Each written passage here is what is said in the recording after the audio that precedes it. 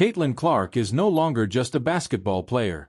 She is an economic force, a cultural signal, and a marketing phenomenon that reshaped women's basketball before the WNBA fully understood what was happening. Long before she ever stepped onto a professional court, Clark was already operating on a level most leagues spend decades trying to manufacture. At Iowa Hawkeyes, fans saw a generational college shooter breaking records and pulling up from distances that felt unreal. But outside the box scores, something much bigger was forming. While the WNBA continued to search for ways to boost attendance, grow sponsorship value, and capture casual fans, brands were already watching Clark closely.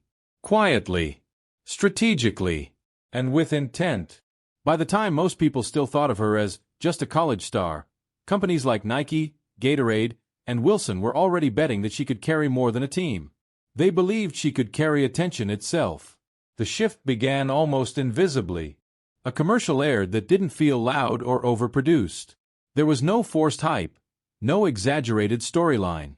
Just Caitlyn Clark, calm, focused, and completely natural in front of the camera. The response was immediate and overwhelming. Engagement numbers didn't just outperform expectations, they dwarfed them. Views exploded. Social media lit up. Fans who had never watched a WNBA game began searching her name, sharing clips, and dissecting every frame. That was the moment everything changed. Marketing executives noticed something unsettling. One ad featuring Clark generated more conversation than entire league-wide campaigns. That wasn't supposed to happen. The system wasn't built for a single athlete to outpace an entire organization. But Clark wasn't following the system. She was bypassing it. Brands moved fast. Boardrooms shifted priorities. Campaigns were rewritten. Clark wasn't being approached as a promising rookie. She was being treated as a cultural anchor, someone who could convert curiosity into loyalty and attention into revenue. Nike didn't just sign her. They built a narrative around her. Gatorade didn't just feature her. They made her presence the center of their message. Wilson didn't just collaborate. They turned her signature into a product people would chase. The results were impossible to ignore. Merchandise tied to Clark sold out almost instantly. Limited edition basketballs became collectibles. Water bottles, apparel, shoes, anything bearing her initials moved faster than supply could keep up. Young fans weren't just watching highlights. They were asking for Caitlyn Clark gear by name. Middle school players practiced her shots. College athletes shared her ads. Parents who had never followed women's basketball suddenly knew exactly who she was. All of this was happening while the WNBA itself struggled to replicate the same momentum. The league worked hard. Marketing teams launched initiatives. Social media campaigns rolled out. Promotions tried to spotlight multiple stars at once. But nothing matched the gravitational pull Clark generated on her own. Her presence didn't just draw attention. It focused it. Fans weren't discovering the league and then finding Caitlyn Clark. They were discovering Caitlyn Clark and then deciding whether the league deserved their attention. That distinction mattered. For the first time, the WNBA faced a reality it hadn't prepared for. One player was becoming more visible, more influential, and more commercially powerful than the institution designed to promote her.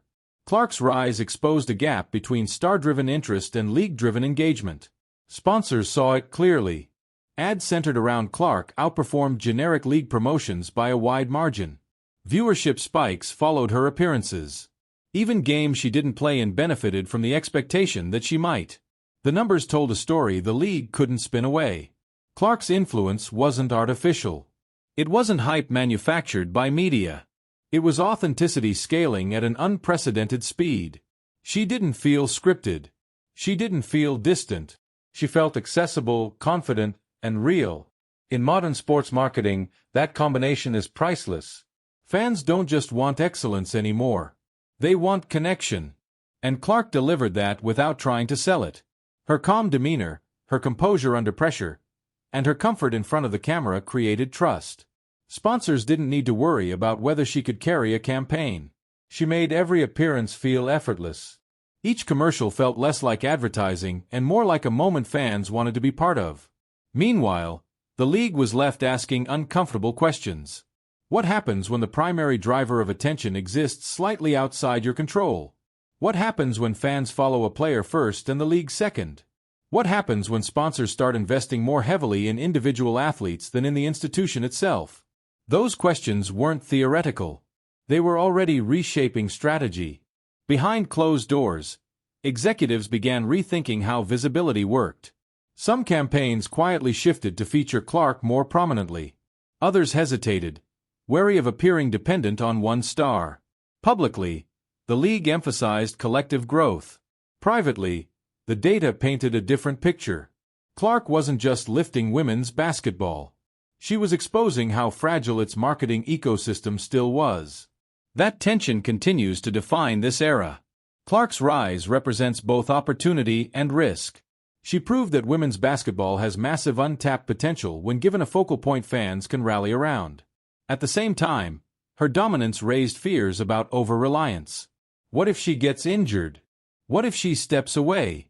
What if the league fails to convert her momentum into long-term loyalty for teams beyond her own? Those concerns are real, but they don't erase the truth. Caitlyn Clark didn't create the league's marketing challenges. She revealed them. She showed what's possible when talent, timing, and authenticity align perfectly. She demonstrated that one athlete, positioned correctly, can shift culture, revenue, and visibility faster than years of institutional effort. And she did it before ever playing a professional game. Now the WNBA faces a choice. Chase her shadow or build alongside her momentum. Resist the narrative or harness it. Try to prove independence or accept that stars have always driven sports forward. Because Caitlyn Clark is not a temporary spike. She is a signal. A signal that fans are ready. Sponsors are ready. Culture is ready. The question is whether the league is ready to evolve at the same pace as the player who changed the rules without asking permission. Her story is still unfolding. Every endorsement, every appearance, every decision continues to shape the future of women's basketball. And as the league navigates this moment, one truth remains unavoidable. Caitlyn Clark didn't just enter the sport. She redefined how power, attention, and influence work within it. And the impact of that redefinition has only just begun.